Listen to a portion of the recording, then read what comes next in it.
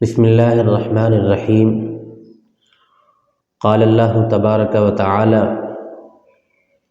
ان اللہ لا یغفر ان یشرک بہ ویغفر ما دون ذلک لمن یشاء۔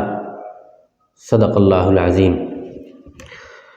سامعین محترم، پروردگار عالم نے قرآن عظیم کے اندر واضح طور پر ارشاد فرمایا کہ اے مسلمانوں، اے میرے بندو، دھرتی کا کوئی بھی گناہ کر لو، اگر میں رب چاہوں گا تو سارے گناہ معاف کر دوں گا۔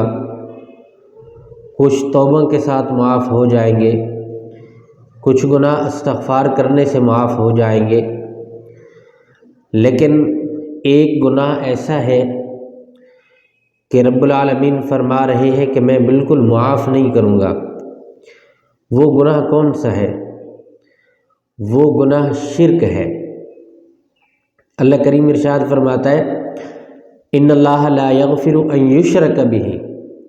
شرک معاف نہیں ہوگا، ہر گناہ کی معافی ہے، کوئی نہ کوئی طریقہ مل جاتا ہے، اللہ رب العالمین معاف کر دے گا، شرک کی معافی نہیں ہے۔ اب سوال یہ ہوتا ہے کہ شرک ہے کیا چیز؟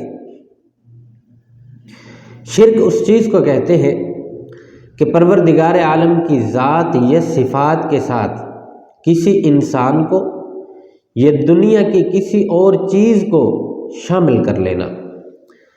مثال کے طور پر انسان سجدہ کرتا ہے، سجدہ صرف اللہ تعالیٰ کی ذات کے لیے ہے، لیکن اگر ساتھ کسی اور چیزوں کو بھی سجدہ کرنے لگ جائے، جیسے پچھلی قومیں گزری ہیں، کوئی سورج کو پوجا کرتی تھی، کوئی چاند کو سجدہ کرتا تھا، کوئی آگ کو سجدہ کرنے والے تھے، ستاروں کو سجدہ کرنے والے تھے، اور آج ہمارے دور کے اندر بہت سارے ایسے لوگ ہیں جو اللہ کے علاوہ چیزوں کو سجدہ کرتے ہیں۔ کوئی قبر کو سجدہ کر دیتا ہے، کوئی دوسرے انسان کو سجدہ کر دیتا ہے، تو یہ سارا شرک کے زمرے میں آتا ہے۔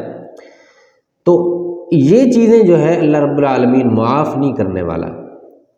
اب نبی اکرم صلی اللہ علیہ وسلم نے ارشاد فرمایا کہ اگر سجدہ اللہ کے علاوہ غیر اللہ کو کرنا حلال ہوتا تو میں سب سے پہلے عورت کو حکم دیتا کہ وہ اپنے خاوند کو سجدہ کرے۔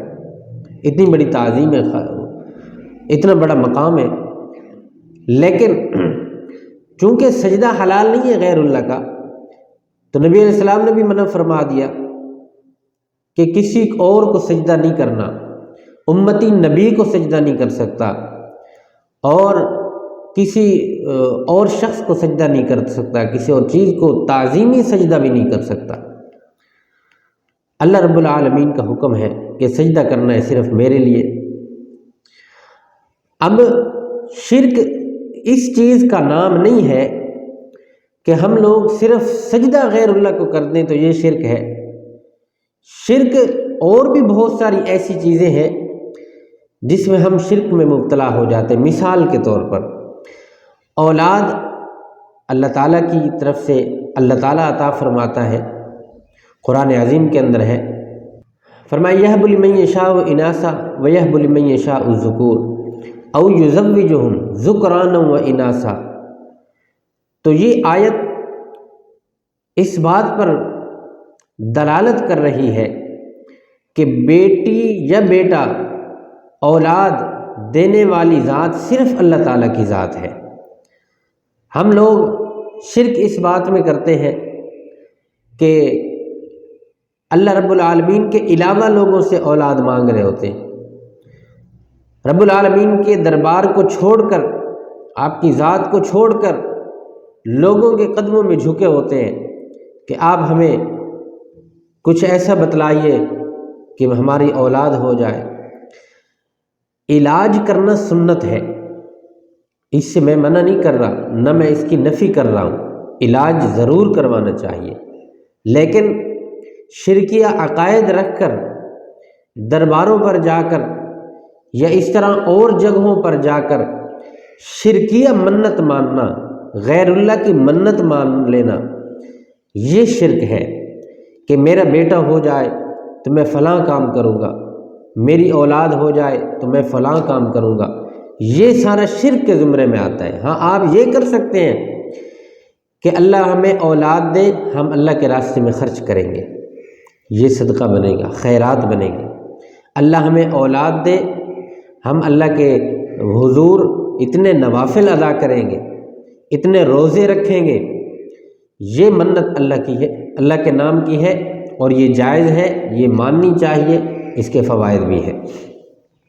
لیکن غیر اللہ کی منت مان لینا، غیر اللہ کے نام پر چیزیں اپنے اوپر لازم کر لینا، یہ ساری حرام چیزیں ہیں، یہ ساری شرک کے زمرے میں آتی ہیں، جس کی واضح طور پر حدیث پاک میں بھی ممانعت ہے، قرآن عظیم کے اندر بھی رب کائنات منع فرما رہا ہے۔ اگر ایسا گناہ سرزد ہو جاتا ہے، اللہ رب العالمین ارشاد فرما رہے اس کی معافی نہیں ہے۔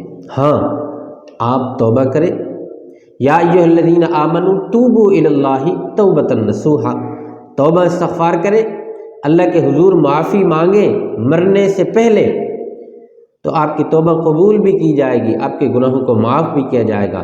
لیکن اگر آپ یہی گناہ کرتے کرتے دنیا سے رخصت ہو گئے، پھر معافی نہیں ہے، پھر اللہ تعالیٰ کا اعلان ہے کہ اور گناہ اگر چاہوں گا تو معاف کر دوں گا، لیکن یہ گناہ چاہتے ہوئے بھی معاف نہیں کروں گا۔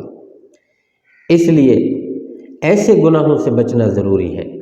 بہت ساری ایسی مثالیں ہیں، یہاں وقت نہیں ساری مثالیں دینے کا، معاشرہ آپ کے سامنے ہے، حالات آپ کے سامنے ہیں، ہر بندہ جانتا ہے کہ دین واضح طور پر چمکتے ہوئے سورج کی طرح لوگوں کے درمیان موجود ہے، اور اپنی روشنی سے لوگوں کو فائدہ پہنچا رہا ہے۔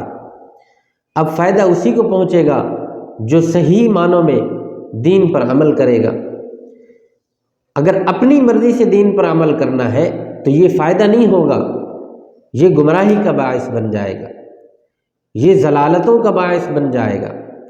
دین پر اس طرح عمل کرنا ہے جس طرح دین ہمیں سکھا اور سمجھا رہا ہے، جس طرح رسول اللہ اور اصحاب رسول رضوان اللہ تعالی علیہم اجمعین ہمیں سبق دے کر گئے ہیں، ہمیں بتلا کر گئے ہیں کہ دین یہ ہے اور اس پر عمل اس طرح کرنا ہے۔ تو اس لیے شرک سے بچنا ضروری ہے۔ اللہ رب العالمین ہم سب کو ایسے گناہوں سے بچنے کی توفیق نصیب فرمائے۔ اللہ رب العالمین ہمیشہ ہدایت کے فیصلے ہمارے حق میں فرمائے۔ وما علینا الا البلاغ المبین۔